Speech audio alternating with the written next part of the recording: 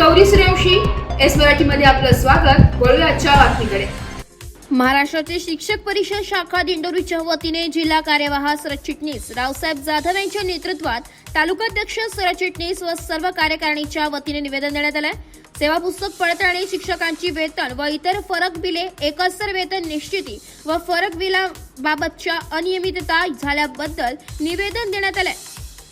शिक्षकांची सेवा पुस्तक पडताळणी पाठवताना सेवा ज्येष्ठतेप्रमाणे पाठवावी. सेवा ज्येष्ठता यादी प्रसिद्ध करण्यात यावी ही प्रमुख मागणी करण्यात आली आहे. तसेच तालुक्यातील ठराविक शिक्षकांची सेवा पुस्तके पडताळणीसाठी पाठवले जात असल्याच्या तक्रारीही शिक्षक परिषदेकडे प्राप्त झाल्यात. तसेच एकस्तर वेतन निश्चिती व फरक पात्र शिक्षकांना सेवा ज्येष्ठतेनेच काढण्यात यावा. सेवा ज्येष्ठता टाळून एकस्तर वेतन निश्चिती फरक काढण्यासाठी मोठा आर्थिक गैरव्यवहाराची शक्यता शिक्षक परिषदेने वर्तवली आहे. तरी तसे झाल्यास संबंधित लिपिकावर जबाबदारी निश्चित करून कारवाई करण्याची मागणी शिक्षक परिषद करणार आहे.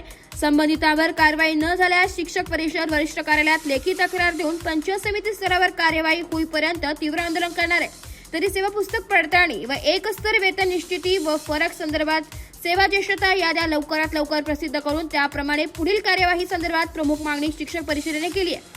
यावेळी जिल्हा संघटन मंत्री योगेश जाधव, तालुकाध्यक्ष सुभाष बर्डे, तालुका सरचिटणीस कार्यवाह श्रावण भोये, तालुका कार्याध्यक्ष रवींद्र भरसट, कोषाध्यक्ष दादाजी अहिरे, सहकार्यवाह यशवंत भामरे, कार्यकारी अध्यक्ष नितीन शिंदे, पदवीधर प्रतिनिधी सुधाकर नाटे आदी उपस्थित होते. आज महाराष्ट्र राज्य शिक्षक परिषद शाखा दिंडोरीच्या वतीने तालुकाध्यक्ष, तालुका सरचिटणीस व सर्व पदाधिकारी या ठिकाणी निवेदन देण्यात आलं. महत्त्वाचा निवेदनाचा विषय होता सर्व्हिस पुस्तक पडताळणी, एकस्तर वेतन निश्चिती व एकस्तर फरक याबाबत अनियमितता झाल्याबाबतची तक्रार शिक्षक परिषदेला प्राप्त झाली. यामध्ये महत्त्वाचा विषय सेवा पुस्तक पडताळणी ही सेवा ज्येष्ठतेनुसारच झाली पाहिजे, परंतु तसं झालेलं दिसलं नाही. आता सेवा ज्येष्ठता याद्या प्रसिद्ध करायला लावलेल्या आपण आणि त्यानुसार उर्वरित सेवा पुस्तकांची पडताळणी होणार आहे. दुसरं, एकस्तर वेतन निश्चितीचा जो एकस्तर वेतन निश्चिती आणि फरक जो आहे त्याची सिनियरिटीनुसार यादी प्रसिद्ध करायची आणि त्यानुसार एकस्तर वेतन निश्चिती करायची, त्यानुसारच फरक काढायचा आहे त्यांचा. आणि इथून मागे जे फरक बिलं काढले गेले ते सुद्धा सिनियरिटीनुसार झाले नाही, अनियमितता झाली, त्याची चौकशीची आम्ही मागणी केली आहे आणि संबंधित जबाबदारी आणि कारवाई संदर्भात मागणी केलेली आहे. तर त्यांची सिनियरिटीनुसार बिलं काढले गेले पाहिजे, निवड श्रेणी किंवा इतर जे फरक बिलं आहे ते, अशी महत्त्वाची मागणी आज गट शिक्षण अधिकारी कार्यालयामध्ये केली.